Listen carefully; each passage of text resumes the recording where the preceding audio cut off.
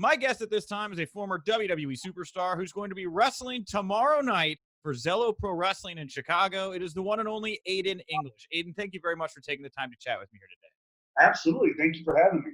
Now, but before we get to anything, Zello Pro tonight. Now, I'm in Chicago, right? We both are Chicagoans here. I'm familiar with Zello Pro Wrestling. What brought you together with Zello Pro Wrestling? Honestly, this is a new venture for me. I was reached out to by Matt, one of the promoters and leaders over there at Zello. And Zello is a company that I'd always been kind of tangentially aware of in my time in the wrestling business. But I've said this to people before, I got kind of by hook or by crook or by sheer luck, I got hooked up with WWE pretty early on in my career. Yeah. And so I pretty much went through training, a little bit of experience, got a break, knew the right people, and got an opportunity. I'll fully admit that right place, right time, right people kind of situation. Yeah. And to get swept up in that, I mean, that was my life 24/7, 365. So while I had some tangential knowledge of the goings on of the independent scene, especially here in Chicago, I wasn't embedded in it. And so, since my departure and everything, I really wanted to look around, and I'm happy Matt reached out to me because this is an opportunity for me to really deep dive into and really see what the kind of scene around here, all over the country, but especially here in the Midwest and in Chicago, has to offer. Because to me, and I know I'm rambling right off the top here, but as the world, we see swaths of incredible independent talent going to AEW, going to NXT, going to all the, the next crop moves up. And so there's always this changing and rising up of talent at all of these promotions, all of these territories. And so now to potentially get in the mix with a lot of that up and coming talent and stuff that make people that I haven't maybe had a chance to see or experience yet, that is what I'm really, really looking forward to. That's awesome, man. Yeah, because I mean, Chicago, we produce great talent. I mean, Mustafa Ali, I think, is probably the most notable name at the moment who's Chicago bred. But talk to people a little bit about your history with Chicago, because I don't think we've ever met, but I know so many friends that have been at house parties and stuff with you, and I feel bad that we aren't friends. But talk a little bit about your history and your relationship with the city of Chicago. I mean, Chicago, it's home, man. Born and bred. I won't be one of those people who's like, oh yeah, always. I was in the suburbs. I'll admit, yes, I was a suburb kid. Lyons Township High School, if anybody out there knows it, in the Westburbs. So I didn't grow up in the city. I'm not going to be one of those people. But I within the area, the near suburbs, my whole life. Lived in the city when I went to college at Columbia College, Chicago, Yep. where I studied acting, and then obviously moved to Florida for WWE, but man, it was always on my list. It was like, when you're able to, I know this job kind of allows people to live anywhere, but you're gonna go back home one way or another. Taxes be damned, property values be damned, all this stuff that on paper maybe it's a little bit harder to live there than it would be in Florida or Texas or something like that. But if home is home, I've always had such a love and affinity for this city. So Yeah. there was nothing that was going to keep me from coming back. What's it like for you watching Chicago in the past couple of years become kind of the epicenter for pro wrestling? I feel like everything that's big and important anymore happens here in our backyard. I mean, it's incredible, and I love seeing the love that not only superstars, you mentioned people like Mustafa Ali, CM Punk, obviously, people like that have often shined more of a spotlight. But then just things like the Allstate Arena has now become a buzz arena for any event, but wrestling especially. That's one that you hear Austin talking about it. You hear top guys, legend in this business, talk about wanting to perform here because this crowd, which is never ever a disappointment. The fan, that's not only the talent that comes out of this city, Yeah. but the atmosphere and the fans here are what make that talent and what make this town what it is. Yeah, 100%. It's because we get cooped up eight out of the 12 months out of the year because of Yeah, we got a lot of pent up energy. That's for damn sure. That and good several decades of slagging sports team give us some frustration to let out. That's true. Also very true. Well, back to Zello here. So, is this your first independent match? I don't know that I've seen you pop up on any other shows until now, or have you been wrestling elsewhere before this? I mean, this will be my first post WWE appearance for sure. Yeah. Uh, Wow. Prior to getting signed, I did a handful of small independent events around the area, or even like I don't even know if I count as doing them. I was, did a pre-show kind of match, in exchange for helping set up the ring and Yeah. set up and stuff. I did a couple of those before I got signed. But this will be my first post WWE appearance. And when you were released, we hadn't really seen you in ring and action in a while. Like, how long has it been since you had a wrestling match, Aiden? So yeah, so the last one came right at just after I had started doing commentary. They brought me in for one of those NXT access matches that they had, Worlds Collide at WrestleMania 35, Okay. that was in New York. So it's almost a year and a half ago. Was it was the last time I had an actual full-fledged matchup. Wow. So yeah, looking forward to how I feel after my first match back. Yeah. How are you feeling going into it? What have you been doing to stay sharp? I mean, it's got to be even harder right now considering what's going on with the pandemic. Yeah, so I mean, obviously, some as just from being an athlete, from being a wrestler, keeping in shape just in general is something that stayed with me. Even being out of the ring for a while. But then I've actually been lucky enough to here in Chicago. I have Mustafa Ali is one of my buddies, man, and so every so often when he would get home, he'd invite me over. A couple of people around town. We get a ring and we roll around. That guy can go like nobody's business. So he pushes me, especially after being out of the ring for a while, running through some drills and some, a different kind of conditioning things. And so he's helped me a little bit. And so it's been good to at least get back in there every night, even if it's only every now and then. Yeah. So I'm not completely and totally, utterly cold. Wow. Well, talk to me about Ali here real quick. Why do you think that the company hasn't rallied around him in a stronger way? A lot of people scratching their heads, especially the last couple of weeks that he's been back on TV and just not getting the push that a lot of fans think he deserves. I mean, I'm scratching my head on that one too. And I'm the first guy to jump up and kind of having been in the business. It's a lot of things are way more than meets the eye. So when people are like, "This guy's not getting this," or "This guy's getting," I'm the first guy to go, "Look, there's so much more than you understand," Yeah. because that is true. But I'm gonna agree with you here. Like Ali is one of the most talented guys. I mean, he looks great. He talks great. He speaks not just like cool catchphrases, but he speaks with conviction. He speaks his heart. The guy embraces the art of the story, which is something I think a lot of people miss in this business. It's more than just the moves, more than just the presentation. He really embraces the art of the story, and so I don't know. I'm not there anymore, so I couldn't exactly tell you. But I'm with you and everyone else, and they need to jump on that sooner than later. The guy is a gold mine waiting to happen. Yeah, man. And just in general, you say that there's so much more stuff going on that fans don't see. One of the things that when we were, I was talking to my team putting together questions for you, people wanted to know was like, why does WWE kind of like start pushes in general? Like it seems like they'll be really heavy and hard riding somebody, push them to the top, and then all of a sudden just stop. Ricochet was another example we thought of when we were talking about this. Sure, and I mean, I wish I had a very clear answer for you, and I don't. 'Cause even I being there, and I'm only privy to so much. Obviously, there's so many layers of production and who's in charge and who's writing what and who's deciding what. Yeah. But I mean, there's a lot of factors. Sometimes there's things like there's interaction stuff you don't see. Sometimes there's business decisions to react to, whether it's ratings or whether it's audience reaction or you know what I mean? Like that's the one thing about running a huge television show like this with so much talent. There's so many factors coming in from networks to advertising to creative to storytelling to injuries to um so it's really hard to put it nail down on one thing. Very rarely is there ever like oh, so and so did that, Yeah. he's screwed kind of thing. It's Gotcha. usually a culmination of a few of those factors. Okay, gotcha. And with you, Aiden, people love you, man. Like you were so beloved. The whole Rusev Day thing, we could do, I'm sure, half an hour just about that. But after that was done, you moved over to commentary. Was something you wanted to do, or how did it come about where you moved into that role? So that was a opportunity presented to me that I decided to kind of really jump into. Yeah. So it wasn't something I was planning, that's for sure.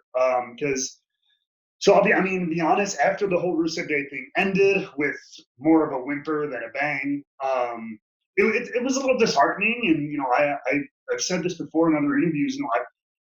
It's a classic story of a lot. I tried to get things going. You would talk to creative, you would pitch ideas or whatever, like, hey, we could do this, we could do that, and it's a lot of sure, like we'll look at it, but for whatever reason, it didn't go that way, and so I wasn't doing a lot at the time, and I wasn't working a lot, so I was. I'll be honest, I wasn't feeling that great, and so I'm actually really thankful. Tom Phillips came to me at the time and was just like, look, I think you'd be really good at this. If you want to give it a try, keep wrestling and stuff, like, whatever they have you do, that's fine. But like, if you're able, come to the performance center and let's record some stuff. Because I think you could be good at this too. And I was like, again, at that time, I'm like, you know what? Why not? It's, another feather in the cap. It's another skill to have. So let's do it. And that was kind of it. I went and did one session in Orlando, and I thought that was going to be kind of it. I'm like, all right, maybe in 6, 8 months next year or whatever, we'll try it again sometime, or if they need somebody or whatever. Yeah. Sure enough, 1 week later, Michael Cole calls me into Gorilla at SmackDown and said, "Hey, Tom said you did really good. Let's put you on 205 Live for the next 2-3 months and see how it goes. And you can, like you said, you can keep wrestling in the meantime. But yeah, you'll do this after SmackDown. Thanks." I was like, okay. I've done, 45 minutes in a recording booth in Florida, and now I'm going to be live on the network every week behind the desk. Yeah. If you Wow. think so. Yeah. Wow. And it took off from there. And I was lucky enough they sat me with, honestly, one of the best teams I could have been thrown out there with in Vic Joseph and Nigel McGuinness. Yeah.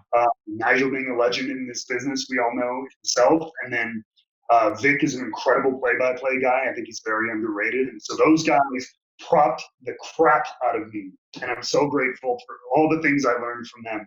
Man. And I think it's because of them, honestly, that I stayed. Because at the end of it, I was supposed to stay till around Mania 35 there. That was kind of the deal. And then Michael was like, look, do you want to keep doing this? Or do you want to try, keep doing the wrestling thing? But because of the good time I had, and because of all that I learned from those guys, I really developed kind of a love, admiration, and appreciation for this side of the business that I never thought I did. And so I was like, you know what? I'm all about, you go through the door that's open. Sometimes, it's the path that's in front of you. And I heard it one time. It's the immature mind that worries about what could be, and it's the mature mind that worries about what is. And at that time, what was in front of me was that. And I could sit there and go, no, no, no, I want to be world champion for the next 6 months. Sure. Or I go, you know what? Here's an opportunity. Let's see where it goes. And so that's what I did.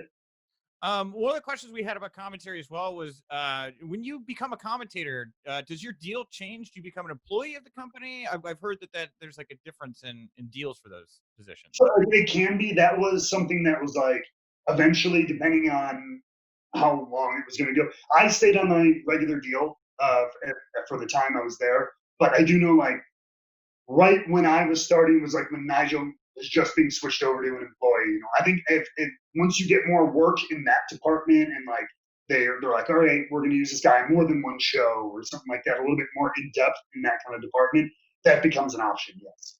Okay, cool. Rusev Day. Do you still keep in touch with Rusev? First of all, are you guys still friends?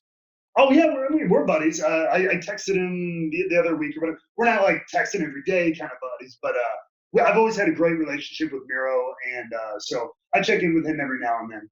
Any chance we see you two reconnect somewhere outside of WWE? Is that something you guys are interested in? I mean, I don't see why not. I mean, it depends if we can get him off his Twitch channel. He is hot and heavy now. I mean, I'm doing it too, but he is like, man, that is like his full-time gig now. But no, it's funny you say that, because like right after it happened that day, like we both sent texts like, man, thanks for the run, like see you on the next one. And then like I texted him. I think I said Rusev Day, like independent world tour question mark, and he's like, let's do it, brother. So Okay. anybody who's interested, we're our phones are on, as they like to say. Miro Day kind of has a good ring to it, and I'm sure you could. Yeah. vocalize that in a way that fans. Yeah. Oh yeah. We can make anything work. Trust me. That's awesome. One of the Rusev questions I wanted to ask you, this is a very dumb question, and you can just feel free to tell me to screw off. But Lana has made a lot of noise recently saying that her and Rusev did have sex in or on the WrestleMania tank. Now, I know you weren't with them, but did you ever get told anything by them about whether or not they had relations on or in the WrestleMania tank? You know, you're telling me for the first time. I have never heard that story. What? What? I'm serious. Really? Okay. Yeah. Good for. I hope so. Good for them. We were just like the logistics of it. Like, were you going secretly on a tank in an arena? You know? Underneath the little hatch. I don't know how much room is in there, but I mean, if people can do it in an airplane bathroom, we could probably do it in a tank. So thank you for entertaining that question there, as I wrote it down, knowing it was a very dumb question. Thanks for informing me. I'll have to investigate now. I'll get back to you. Please do.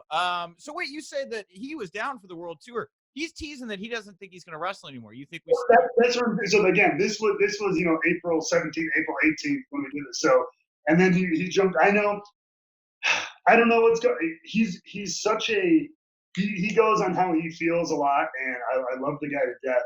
So like he could be like I could see that happening. He'd be like, look, I like what I'm doing. I'm going to stay at home, make some money like on the internet, do things that way. Obviously, like his wife's still working, so they're doing okay. So, but I also know between you and me and however many hundreds of thousands of people who's ever watching this, he also likes to mess with people. So we all do sometimes. So who never say never in this business, and that applies to him as well. How would you have liked to have seen Rusev Day, your pairing with Miro, wrap up? What did you envision as the best possible way to pay that off to the fans? So honestly, well, first of all, we were both fighting to keep it going. I think we could have had a much longer run with it. I thought we could have had I really thought we could have had a good go as a full like babyface act. Because we were kind of teasing that towards the end, and it was working. Because I thought I'm like, hey, may as well try to get a full run out of it. I know we were they were holding us heels for a long time and everything like that, but it's like, may as well try because people are into it, get a full-fledged runner. So I wish we would have gotten something like that. But if it's going to end, with anything, I'm like, if you're going to end anything, make it worthwhile, make it go somewhere. They could have had the opportunity I'm going to be selfish here. They could have had an opportunity to make somebody new in me with that kind of split. And I was ready for that opportunity, and I was pitching things like that. I thought we could have. I'm not talking about an 8-month WrestleMania cage match, kind of thing. But I mean, we could have gotten a pay-per-view out of it. We could have gotten several weeks. You could have built me up. I didn't mind the story of me trying to drive a wedge between him and his wife. That's easy to tell. And but there's so much more like nuance you could have done to it. And then we could have had at least one or a series of matches that would have rather put him and made him a big babyface star and built me up as this new heel that maybe I could have gone somewhere as well. That's what I really would have. That's what I tried to fight for, and that's what I really would have loved to see. Yeah, man. Well, and of course, before Rusev Day, Vaudevillains, everybody loved the Vaudevillains. What was the difference for you guys? I guess I wonder how different is NXT the environment than the main roster? Because there does seem to be a disconnect. A lot of people notice with how NXT talent feels when they're in NXT versus once they get to the main roster kind of deal.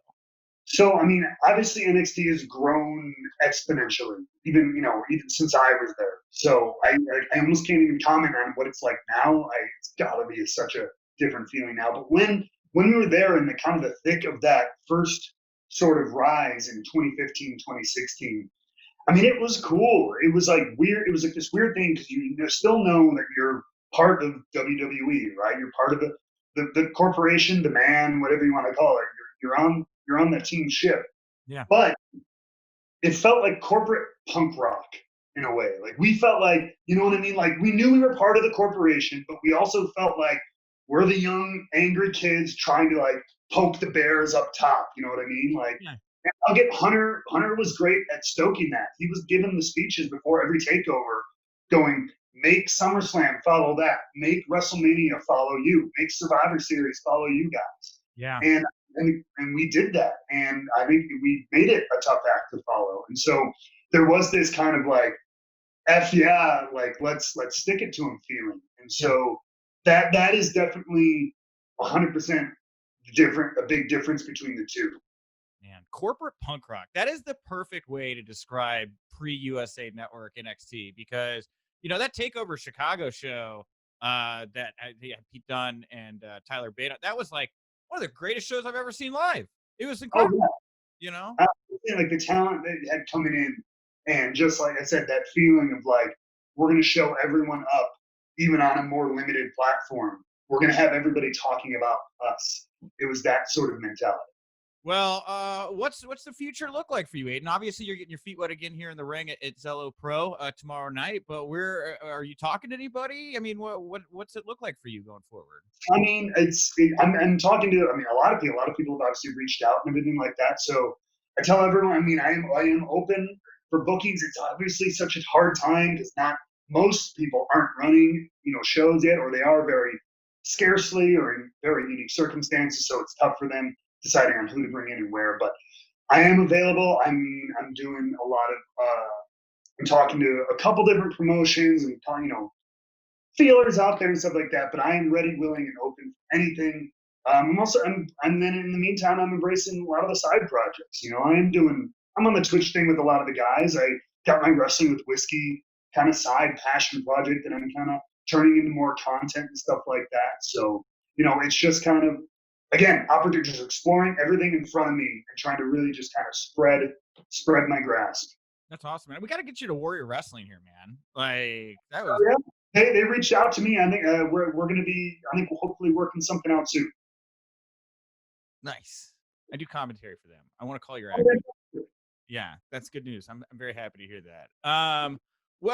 With that, and first of all, the Wrestling with Whiskey thing, I had to stop drinking whiskey because it made me want to wrestle. So that's a great name. There you go. So just flip it around. Yeah, I know. Better days, my young 20s. Anyway, Aiden, you're fantastic. I'm very excited about this. Let's take it home here. Talk to me about the Zello Pro Show. Do you know who you're wrestling? What's the matchup that you've got here tomorrow night? So tomorrow I'm not wrestling. Oh, you're not wrestling. You're not wrestling. Oh. So I've been invited in. I'm gonna fill my old seat, and I'm gonna do some commentary for the show. I'm gonna get I want to get an eye on the talent that Zello has to offer. Hopefully get a chance, to speak to the crowd and kind of just get that. That's what I miss so much, just having the feeling. I don't care if it is a smaller crowd than normal, just being out there to kind of connect with an audience. Huh. So, but what I can tell you, what I am privy to tell you is this is just the start of my relationship with Zello. Okay. There are things to come. And so without giving too much away, please, I beg you, stay tuned because you will like what you're going to see. Okay. So wait, is your primary focus still wrestling, or are you interested in more continue to develop those commentary skills? Where's your head? Again, this is my man. I'm open to anything. I can do anything. If I'm going to toot my own damn horn, I can do literally anything. I can give me the microphone in the ring on a headset or tell me to take a flat back. I'll do it, brother. Like, I am ready to go for anything. And last thing here I want to work in, and I know it took you a little time here, but I know you have you trained at Columbia, legitimate acting training and things of that nature. How much do you feel that helped you when it came to the pro wrestling side? Because I know a lot of wrestlers, they don't read. Like, they don't know a lot of the ins and outs of actual acting. How did that help you? I mean, it helped immeasurably. I mean, I did it, I majored in acting because I thought it would help me in wrestling. That was literally my focus. Since I was a kid, I wanted to be a wrestler. And so I was like, well, mom and dad are making me go to college. That was their one rule. If you want to be a wrestler, you got to go to college. Don't care what for. So I was like, well, I'm going to go for acting.